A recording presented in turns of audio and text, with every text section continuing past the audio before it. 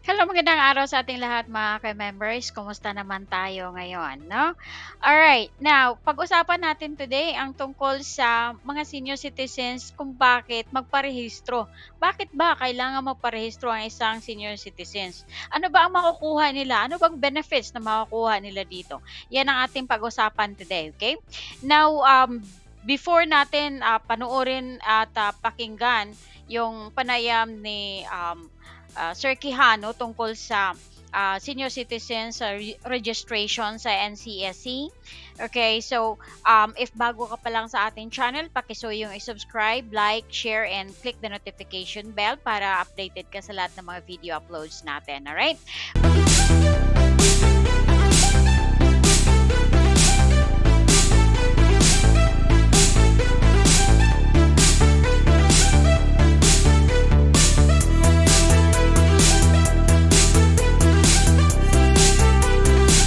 Okay, and also, we would also wanted to let you know na meron tayo or magkakaroon tayo ng interview sa ating susunod na video. Is about sa ating mga SSS savings like WISP or WISP Plus, MP2, no?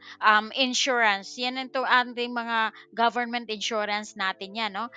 Including the GSIS, meron din silang dinidesign na savings. Okay? So, atin yang aalamin. And then, meron tayong bisita, no? Interviewin natin itong isang licensed expert financial advisor. Okay? So, aabangan natin yan sa susunod natin na mga videos. Kasunod nito, no? Ano ba yung mga pakinabangan na makukuha ng ating mga SSS members, pag-ibig members, GSIS, at kung ano-ano pa mga ahensya ng gobyerno. Kasama pati dito ang mga senior citizens, kung papaano ba makikinabang din ang mga senior citizens sa insurance na ito, no? Na hindi katulad sa ibang insurance natin, no, dito sa SSS, kung alam mo naman natin kung ano yung makukuha natin kapag naputulan ng kamay o kaya na aksidente. Okay? So, ating i-analyze ito kung ano bang pagkakaiba at ano ba yung kagandahan nito para sa atin. Ano bang pwede nating gawin, no? Para mapaghandaan yung mga magre-retire na at saka yung mga nag-retire na, no? Ano ang pwede nilang gawin to augment, no, ang ng ating mga savings. All right? Okay. Oo nga pala, muntik ko nang makalimutan na ipaalala sa inyo na tayo ay kumikita na rin sa Live Good, eh, 'no? Ito yung lagi kong sinishare sa lahat para yung ating kinikita, yung like ang mga pension ng ating mga kababayan ay may dagdagan ng extra income. Pagkadating ng panahon like a year or two nito, hindi lang ito extra income, magiging full-time income ninyo 'to kahit wala kayong ginagawa, no? Naghihintay lang buwan-buwan dito. Alright? So, eto 7 ways to earn sa ating Live Good. Excited na rin ako kasi nga after 3 months, mag-start ka na ng monthly dito. Ito ay isang um, negosyo or business na sigurado ang kitaan. Bakit? Kasi katulad ng Netflix na buwan-buwan ka nagbayad, dito magbabayad na rin tayo ng din tayo ng buwan na maliit lang naman. Magkano lang daw naman nung $9.95, 'di ba? 500 something sa atin, and then ang balik nito ay napakalaki, 'di ba? 2,047 dollars, no, in about a year or two. Pero sa amin ngayon, dahil bago pa lang kami, nag-start kami mga 3 months ago, and then after 3 months, makikita mo na yung monthly mo. Excited na ako this coming, kasi magtatapos kami ng magte 3 months kami ditong mga katapusan ng August. So I'm so excited to see sa kitaan namin, no? In about a week after. Okay? So a week after, mag 3 months, makikita na namin. And then I will be happy to share this to you dahil hindi ito siya basta-basta lang na LMM, ano ba yan? LM MLM, I'm sorry. Ano ba 'yan, 'no? Hindi siya traditional, 'no? Eto, magbabayad lang ka lang ng subscription, may kikitain ka na. Para siyang nag invest din tayo dito, 'no? After a year, Okay? After 3 months nga. Pero maliit pa yan, masiguro mga $300, $400 starting sa monthly. No? And then after a year or after a year, 6 months to a year, 1 year or 2 years, diyan na papasok na yung 2,047 dollars. 'Di ba? Kahit hindi ko na magtatrabaho niyan, no, ng tawag dito, ng full-time. Kasi parang full-time, more than full-time pa nga ito, eh, no? Ang gagawin lang natin, share lang ng share. Share na lang share. Okay? Sa ating magandang business na ito. Okay. All right. So, if you have questions about this, meron tayong link dyan sa description. Okay?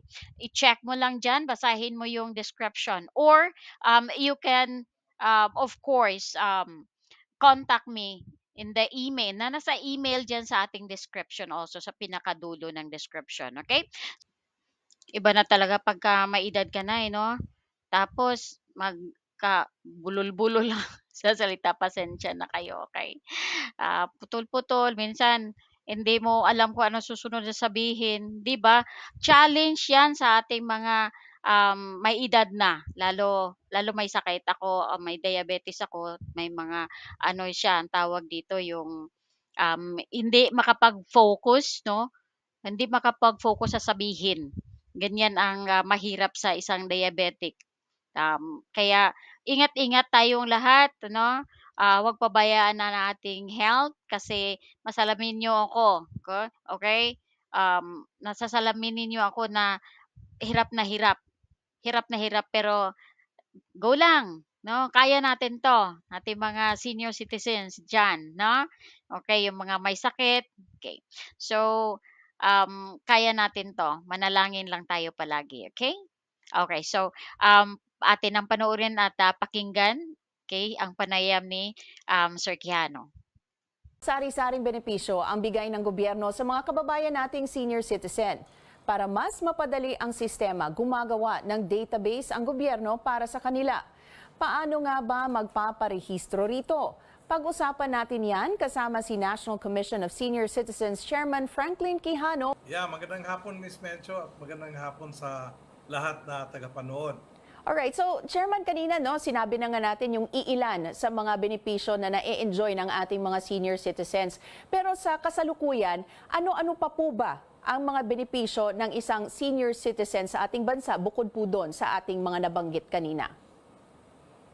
Well, ang unang nakikita kong bago pa lang binigyang pansin na ating pamahalaan, Miss Mencho, ay yung health program na kung saan may ibinaba na 43 billion na nanggagaling sa national government at idinaan sa health insurance system natin, sa PhilHealth, na ang mga senior citizens at halos lahat, or in fact, lahat covered ng health insurance. So, whether member ka ng SSS, GSIS, or for a time in the past, hindi ka nagbayad, kasali ka pa rin na magkaroon ng libreng annual regular medical, dental, optical, and ear examination. So, ito po ay napakalaking tulong sa ating mga senior citizens at sana po lahat ng senior citizens ay magpapa-examine, magpapa-annual regular medical check-up nang sa ganon malaman natin yung katayuan ng pangangatawan ng lahat ng senior citizens at magawa natin ng hakbang lalong-lalo na sa maintenance medicine, sa exercise at sa nutrition. But sa mga hindi po nakakaalam kung paano po mag-avail niyan, very quickly lang po, saan ba sila dapat pumunta para mag-avail nung yearly check-up na yan? Na libre? Well, Miss Mencho, kung sila ay miyembro ng PhilHealth, then they will have to coordinate with the accredited PhilHealth provider na mga diagnostic laboratory and clinic. At kung hindi man sila miyembro pa, then it's high time na magpamiyembro ng PhilHealth and makipag-coordinate, including the local government, tumutulong naman ang local government ng mga accredited PhilHealth laboratories ay maging malapit sa mga senior citizens. Alright, pag-usapan po natin itong isinasagawang database po, no? Ano po ang konsepto nito? Well, ang database actually, Ms. Mencho, kasi bago pa lang ang National Commission of Senior Citizens, and we realized wala pong database tayong nakukuha immediately. Nung pumunta tayo sa PSA, ang alam natin may numero pero walang mga pangalan. Okay. So, having known na walang pangalan, nakikita natin na ang pamamaraan is to go through the LGU or go direct to the senior citizens. Ang mga senior citizens ay marunong na rin gumamit ng cellphone, at kung ang mga cellphone nila ay medyo modern, pwede nang doon na mismo sa cellphone makapagrehistro. Okay. Kaya yun po yung online registration ang proseso is yung senior citizen will connect directly with the commission. When that happens, magkakaroon tayo ng data generated na manggagaling mismo sa senior citizens. Okay. Now, kung may mga senior citizens na hindi gaanong marunong mag-encode doon sa cellphone nila, pwede namang tawagin natin ang tulong ng mga anak at apo. May mga kapitbahay pa nga na pwedeng tumulong. So we are actually benefiting out from it. This is modern technology and answering the call of government that our decision should be data generated, should be data-based. Okay, so paano po pag-verify? Paano po pag-verify, sir, na tama yung information na binibigay po sa inyo ng mga senior citizens at totoo yung impormasyon na binibigay nila online? Yung reply actually nila is based on candor and truth. Eventually, when the transfer of functions, kasi sa ngayon, Ms. Mencho, ang trabaho ng DSWD ay nandyan pa. Hanggang yung distribution ng social pension, yung centenarian ay nasa DSWD pa, we are still awaiting the transfer. Okay. When the time comes na may transfer na yung trabaho, hindi na po mahirap dahil may online registration na tayo, and we will be able to validate, verify, and authenticate the responses in the online registration ng ating mga seniors. Okay, so sa ngayon, so ano po ang pagkakaiba ng pagpaparehistro sa Office of the Senior Citizens Affairs sa inyong grupo, sir? Well, we are actually considering the registration of the senior sa Office ng Senior Citizens Affairs as secondary data. We would like to say na ang national government may have a better perspective if the national government will have the primary data. In fact, hindi lahat ng mga field, kung pinakita nyo po yung online registration form, Ms. Mencho, may mga fields doon na wala sa OSCA. For instance, nagtatanong tayo sa OSCA kung nilagay ba nila yung skill set. I think maraming mga OSCA na hindi sinali yung ano ang abilidad ng senior citizens. Ngayong panahon na ito, na-realize namin na mahalaga ito dahil may mga senior citizens na tumutulong pa sa enterprise development, sa development ng mga barangays at mga munisipyo. And so, making use of the ability, the skill sets, the experiences of the senior citizens would be one advantage ng online registry, lalo na kung ma-organize natin ang barangay at bayan-bayan ng mga senior citizens na tutulong sa ating bansa. All right. So, skill set is one, health profile is the other. So, there are many data that we would hope we would be able to create programs so that kung kompleto yung programs natin, makakatulong tayo sa ating bansa. Alright, marami pa tayong pag-uusapan kasama si National Commission of Senior Citizens Chairman Franklin Quijano sa pagbabalik ng newsroom ngayon. Pinag-uusapan pa rin natin ang binubuong database para sa senior citizens kasama si National Commission of Senior Citizens Chairman Franklin Quijano. So sir, kanina pinag-uusapan natin ang layunin ng pagbuo nitong database na ito, at we also touched on kung paano yung proseso. So pwede nga po online sa ncsc.gov.ph. Pero paano po kung walang access sa online? Saan pwedeng magparehistro? Okay. We have mentioned na kaya pong magrehistro maski gamit lang ang cellphone at magpatulong tayo sa ating mga anak at apo kung hindi tayo marunong o mga kapitbahay o OSCA or FISCAP. Pero kung wala talagang online, then yung nasa link ng ncsc.gov.ph, pwede naman nating iprinta at susulatan at doon i-encode natin. So marami pong mga local governments dahil tinulungan din tayo ng DILG, Miss Mencho. Maraming local governments na nag-imprinta ng data form at yung mga data form na nakuha nila, sila na nga mismo ang nag-encode.